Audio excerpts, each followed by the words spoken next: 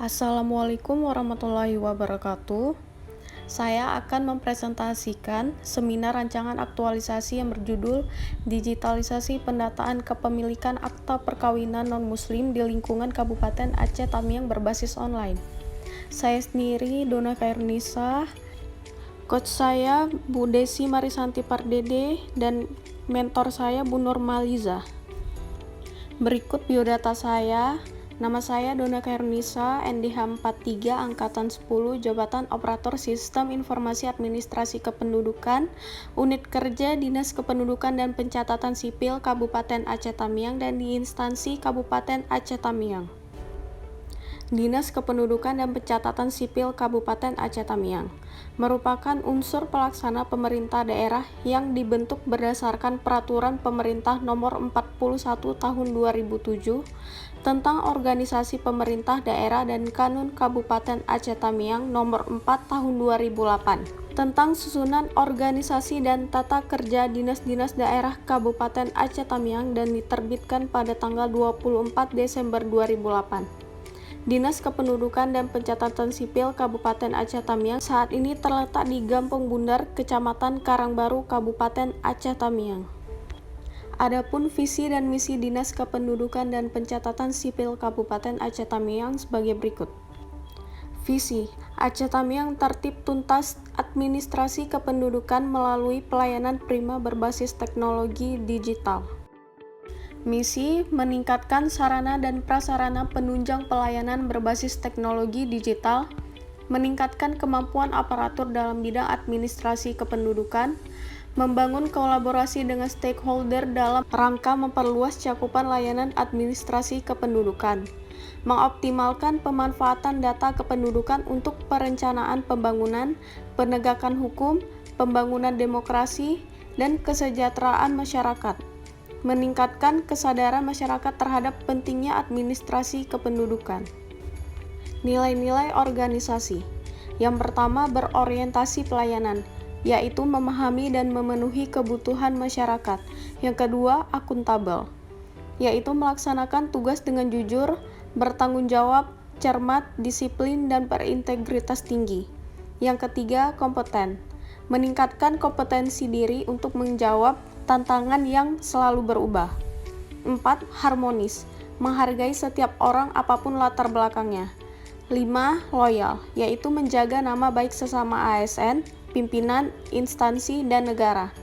6. Adaptif, yaitu cepat menyesuaikan diri menghadapi perubahan. Yang ke-7, kolaboratif, terbuka dalam bekerja sama untuk menghasilkan nilai tambah. Struktur organisasi. Berikut adalah tabel-tabel struktur organisasi. Identifikasi isu. Yang pertama, belum optimalnya pengelolaan data kependudukan anak berkewarganegaraan ganda terbatas di Dinas Kependudukan dan Pencatatan Sipil Kabupaten Aceh Tamiang. Yang kedua, belum optimalnya tata kelola sistem arsip kepegawaian karena masih memakai cara manual. Yang ketiga, belum optimalnya pendataan kepemilikan akta perkawinan non-muslim di lingkungan Kabupaten Aceh Tamiang. Analisis penetapan isu. Teknik APKL ditambah teknik USG menghasilkan prioritas isu. Analisis isu menggunakan metode APKL. Yang A yaitu aktual, benar-benar terjadi dan sedang hangat dibicarakan dalam masyarakat. Yang P problematik, isu yang memiliki dimensi masalah yang kompleks sehingga perlu dicarikan segera solusinya. K kekalayakan, isu yang menyangkut hajat hidup orang banyak. L layak atau kelayakan, isu yang masuk akal dan realistis serta relevan untuk dimunculkan inisiatif pemecahan masalahnya. Isu yang pertama, belum optimalnya pengelolaan data registrasi kependudukan anak berkewarganegaraan ganda terbatas di Dinas Kependudukan dan Pencatatan Sipil Kabupaten Aceh Tamiang. Prioritas valid. Yang kedua, belum optimalnya tata kelola sistem arsip kepegawaian karena masih memakai cara manual.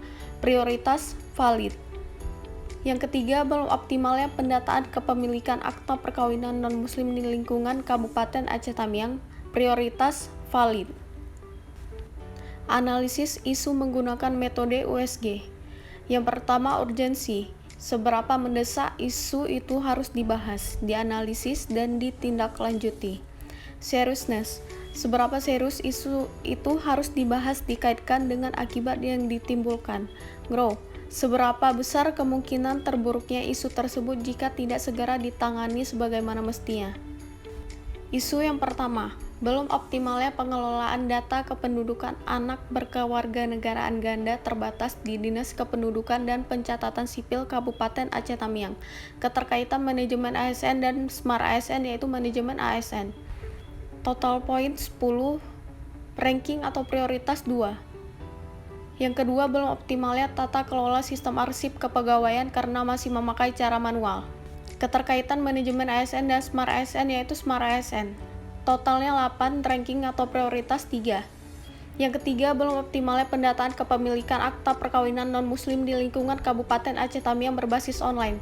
Keterkaitan manajemen ASN dan Smart ASN yaitu Smart ASN. Total 13, ranking atau prioritas 1. Core issue, belum optimalnya pendataan kepemilikan akta perkawinan non-muslim di lingkungan Kabupaten Aceh Tamiang berbasis online. Penyebabnya, kurangnya kesadaran dan pemahaman masyarakat yang berpengaruh pada partisipasi masyarakat dalam pelaporan pencatatan perkawinan. Yang kedua, tidak terwujudnya tertib administrasi kependudukan dalam mengelola data kependudukan.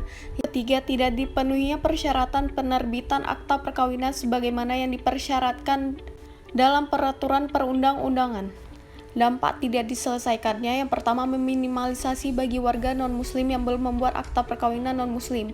Yang kedua, tidak terwujudnya tertib administrasi kependudukan dalam mengelola data kependudukan. Yang ketiga, tidak tercapainya target pada Dinas Kependudukan dan Pencatatan Sipil Kabupaten Aceh Tamiang. Berikut adalah diagram fishbone. Gagasan pemecah isu, yaitu digitalisasi pendataan kepemilikan akta perkawinan non-muslim di lingkungan Kabupaten Aceh Tamiang, berbasis online. Rencana kegiatan. Yang pertama, melakukan pembaharuan standar operasional prosedur atau SOP. Yang kedua, membuat Google Form untuk pendataan.